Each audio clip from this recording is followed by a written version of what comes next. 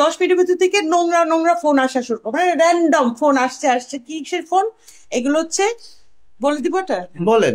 আচ্ছা, এগুলো বলতে তো রুচিতে লাগে। মানে হয় কি, আপনি যদি লেভেল প্লেয়িং এ একটা কমিউনিকেশন করার একটা লেভেল থাকে, যখন লেভেলটা একেবারে ওই নর্দমার হয় তখন আপনার নিচে নামতে একটু কষ্ট হয়। যাই হোক, তারপরে বলি, নাহলে উনি থামবেন না। তখন সেক্স কল গ্রুপগুলো আছে না, ওই যে উলঙ্গ হয়ে ভিডিও কল দেয়, সেই গ্রুপগুলো থেকে র্যান্ডমলি আমার ভিডিও কল আসা শুরু হলো। তো ভিডিও কল যখন বাজে তখন কিন্তু স্ক্রিনেই ছবি দেখা যায়, এটা তো জানেন। যখন ভিডিও কল আসে তখন কিন্তু অলরেডি স্ক্রিনে আপনার অথবা হয়তো বা অন হয়ে গেছে। মানে যাই হোক, আমি তো তখন একটা মানে বিভীষিকার মধ্যে পড়ে গেছি যে এইগুলো কি, হোয়াট ইজ দিস, এটা কি হচ্ছে। তো কতগুলো কাটলাম, কতগুলো ধরলাম, ধরার সাথে সাথে যে সমস্ত কথা বলে যে এটা তোমার কাপড় খুলো দেখবো, তারাও উলঙ্গ। তা আমি তো ভয়ে মানে একবার আমার ফোনও ইভেন হাত থেকে পড়ে গেছে।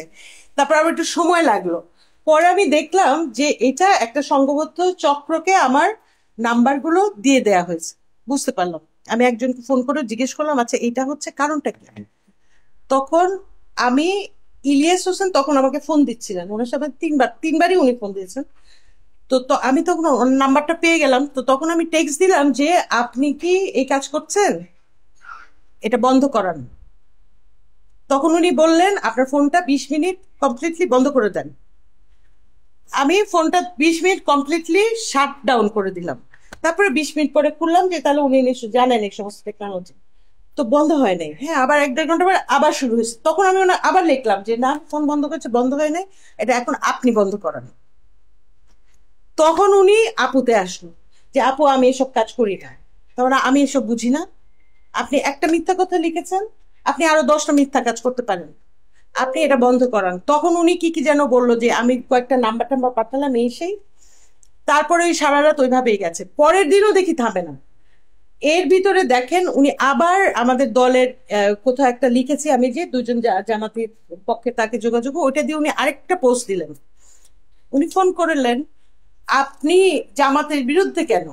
আমি ইন্ডিয়ান আধিপত্যের বিরুদ্ধে, এবং আমি অবশ্যই জামাতের বিরুদ্ধে। কারণ এই এই 5ই আগস্টের পরেও জামাত একটা সুযোগ পেয়েছিল সাধারণ মানুষের গ্রহণযোগ্যতা পাওয়ার। আমার মতো মানুষ আমরা ওপেন ছিলাম, কিন্তু তারপরে দেখা গেল যে না, ওরা রাজাকারি। ওই একবার বলে আওয়ামী লীগের দিকে, একবার বলে ইউনূসের দিকে, মানে দল পাল্টানো, সুর পাল্টানো। এই কারণে আমি সাপোর্ট করি না। যাই হোক, এখন সেই সেক্স কলের ব্যাপারে আমি, তারপরে থামে না, একটা স্ক্রিনে আমি ওই লোকটাকে জিজ্ঞেস করলাম যে আপনি আমার নাম্বার কোথায় পেয়েছেন।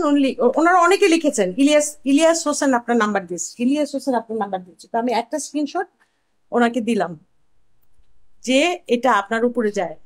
তখন উনি বললো যে না, আপনার দলের লোকজন করাচ্ছে, ওদেরকে খুঁজে বের করেন, ওদের ব্যবস্থা নেন, এটা ঢাকা থেকে করাচ্ছে। এটুক পর্যন্ত কথা। কিন্তু আমার বক্তব্য, ইলিয়াস হোসেনে তারপরেও ইলিয়াস ভাই পোস্ট দিয়েই যাচ্ছেন। আবার বললেন কি দল থেকে নাকি কি লোকে সরে যাচ্ছে, আমরা নাকি মাত্র 2.5 জন। হ্যাঁ, আমরা 2.5 জন কেন বাবা, আমরা 2 জন, একজনই থাকবে। কিন্তু ওই একজনও তো আপনি ফেস করতে পারবেন না। আর আপনি যে লিখেছেন আমি অনুনয় বিনয় করেছি, স্ক্রিনশট দিবেন, দেন। কারণ আমি কি লিখেছি তো আমার কাছেও আছে।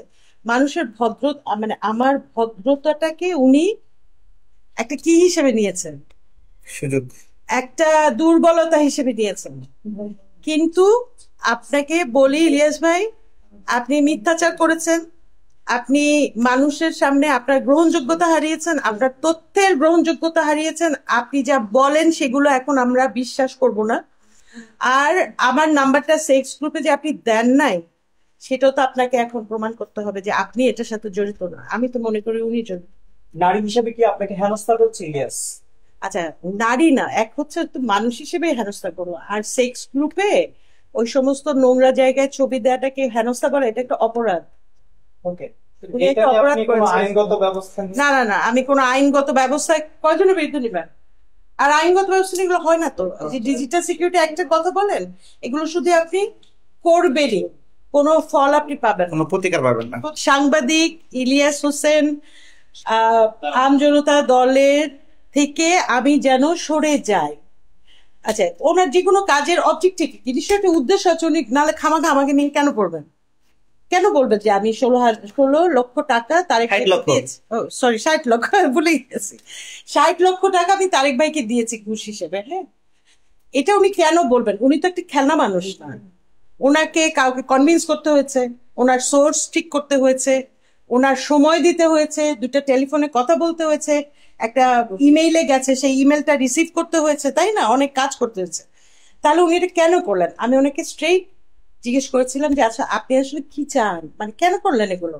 তখন উনি বললেন যে আপনি তারেকের পাশ থেকে সরে যান। আচ্ছা কেন সরে যাব? আপনি আমজনতার দল থেকে সরে যান। বললাম কেন? বলে ওই দলটা ওনাদের কন্ট্রোল করতে হবে। আমি একেবারে খোলা মেলা বলে বলি, ফোন দিয়েছে। ইলিয়াস সাহেব আমাকে ফোন দিয়েছিলেন 2 দিন বা 3 দিন পরে, এবং ফোন দিয়ে বলেছেন তারেকের কাছে আমার নাম্বার আছে, আপনি তারেকের কাছ থেকে আমার নাম্বার নিয়ে ফোন করলেন না কেন? তার মানে আমি কোনোদিন আপনাকে ফোন করতাম না, আমার ওয়ারেন্ট হয়ে আছে, আমি জামিন নিতে যাই না, কারণ ওই কাজটা অন্যায়। তা আপনি আমার বিরুদ্ধে একটা অন্যায় করেছেন, মিথ্যা কথা লিখেছেন, আমি আপনাকে কেন ফোন করবো? আমি কোনোদিন আপনাকে ফোন করতাম না। তারপর ওনাকে বললাম যে আপনি একটু, আপনার সোর্স খুব খারাপ, যেই সোর্স দিয়ে আপনি সাংবাদিকতা করেন অত্যন্ত নিচু মানের সোর্স, আপনি সোর্স পাল্টান, লাগলে বলেন আমরা দিব। তারপর উনি বললেন আচ্ছা ফোন রাখেন। তারপর সম্ভবত উনি আমার সম্পর্কে খোঁজ খবর করেছেন, আমার ধারণা খোঁজ খবর করেছেন, বা আমার ফেসবুক তো খুব পাবলিক পোস্ট সব হয়তো দেখেছেন। এরপরে উনি নরম হলেন এবং আপু বললেন। এর আগের বার বেশ থ্রেট ছিল। তখন উনি বললেন যে আপু আপনার কিছু হবে না, আপনি সরে যান। তখন আপনার কনফ্লিক্ট তাহলে আমজনতা দলের সাথে, রাইট? ক্লিয়ার করেন, দেখি আপনাকে আমি হেল্প করতে পারি কিনা। তো উনি এক পর্যায়ে বললেন ইয়েস, ওনার কনফ্লিক্ট হচ্ছে আমজনতার দলের নিয়ে, কেন উনি এটা করছেন বুঝাতে পেরেছি? আমজনতার দল ওনার এবং পিনাকি ভট্টাচার্যের এবং একটু জামাতের লোকজনের কথা অনুযায়ী বাংলাদেশের রাজনৈতিক মুভগুলো নেবেন, রাজনৈতিক স্ট্যান্ডগুলো করবেন, এটা ওনাদের প্রত্যাশা। সেই প্রত্যাশাটা পূরণ হচ্ছে না বিধায় উনি একটার পর এক এক করে আমার পোস্টগুলো ডিলিট করেছেন।